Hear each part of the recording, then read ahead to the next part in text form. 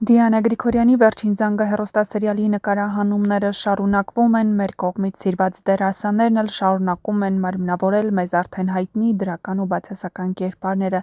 Հեռուստասերիալում իրադարձություններն իսկապես լարված են ու հետաքրքիր, հեռուստադիտողներն անհամբերությամբ սպասում են հետագա զարգացումներին։ Փառք Աստծո, Դավիթի կյանքին այլևս վտանգ չի սպառնում, Վովան փորձում է խուսափել գաղտնիքը իմանալուց, քանի որ նա շատ լավ հասկանում է, որ մինչև հիմա իր կառուցած կյանքը ստի ու կեղծիքի վրա է եղել, բայց օրերից մի օր նա ստիպված է բախվել իրականության հետ։ Նա ուղղակի ժամանակ է կորցնում։ Ավոն փորձում էր Դավիթին համոզել, որպեսզի իր կողմն անցնի ու Հունանի դեմ պայքարեն, բայց Դավիթն այնպիսի դաստիարակություն է ստացել, որ ոչ մի կերպ չի համաձայնվի այն քայլերին, որը նրան Ավոն է համոզում։ Բայց մինչ այդ ամեն ինչ այդքան էլ հեշտ չէ։ Մանանն, ով պետք է դառնար երկու եղբայրների հպարտության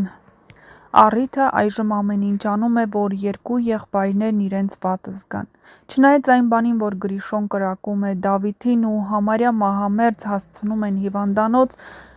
նրան չի խանգարում Գրիշոյի հետ ուղղակի ավտոմեքենայով ինչ-որ տեղ գնալ, ինչին ականատես է լինում Լեոն։ Բայց ամեն ինչ այդքան էլ հեշտ չէ։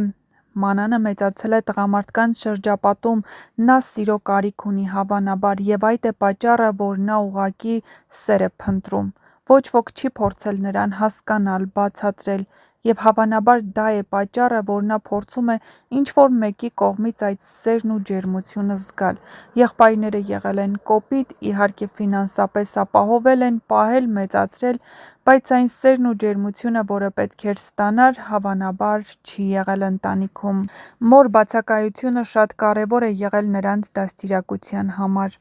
Մյուս կողմից Ավոն մտել է շատ լուրջ խաղի մեջ, Հունանի ցավոտ կողմին է կպել, նա գիտի, որ Էռնան Հունանի համար ամեն ինչ է, ու միակ ցավը, որը Հունանին կարող է պատճառել, իհարկե իր ընտանիքից բացի, դա Էռնան է, ու Ավոն ամեն ինչ անում է, որ հետ բերի իր կորցրածը, նա ուղղակի Էռնային առևանգում է ու պահում ոչ բարենպաստ պայմաններում, արդեն սոցիալական ցանցերում տարածվել են տեսանյութերը, որից պարզ է դառնում, որ Էռնան գտնվում է բավականին ծանր հոգեբանական ու ֆիզիկական վիճակում։ Ինչ է անում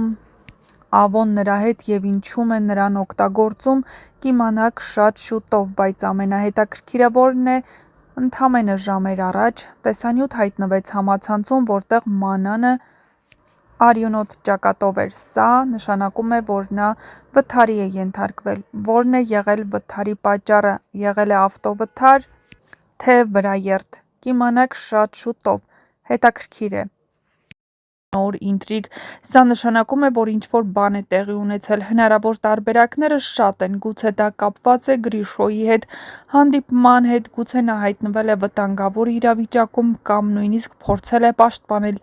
իրեն կամ մեկ ուրիշին, բայց մի բան հստակ է՝ Մանանի կյանքը կրկին վտանգի տակ է հայտնվել։ Այս զարգացումը կարող է դառնալ շրջադարձային։ Եթե պարզվի, որ նրա վնասվածքը կապված է Գրիշոյի հետ, ապա դա կարող է վերջնականապես կոտրել նրանց հարաբերությունը, իսկ եթե հակառակը, Գրիշոն փորձել է պաշտպանել նրան, ապա դա կարող է ավելի խորացնել նրանց կապը։ Սերիալն այստեղ շատ նուրբ ձևով խաղում է զգացմունքների վրա, սերը և մեղքը խառնվում են իրար, հարաբերությունները դառնում ավելի բարդ, քան երբևէ։